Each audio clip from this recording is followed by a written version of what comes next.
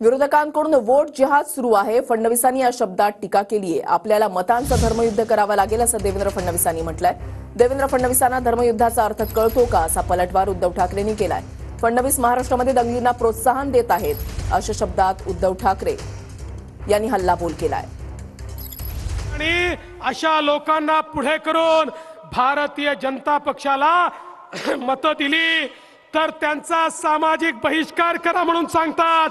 या ठिकाणी वोट जिहाद करा म्हणून सांगतात. या महाराष्ट्रामध्ये अशा प्रकारे पाय चाटण्याचं काम चाललंय. मुठभर लोकांच्या मागे हे लोक मिंदे झाले आहेत आणि वोट जिहाद म्हणतात. माझा तुम्हाला सवाल आहे, तुम्ही वोट जिहाद चालू देणार आहे का? अरे मी तुम्हाला अपील करण्याकरता आलो आहे. हे जर वोट जिहाद म्हणत असतील तर आपल्याला मतांचं धर्मयुद्ध करावं लागेल. मतांचं धर्मयुद्ध.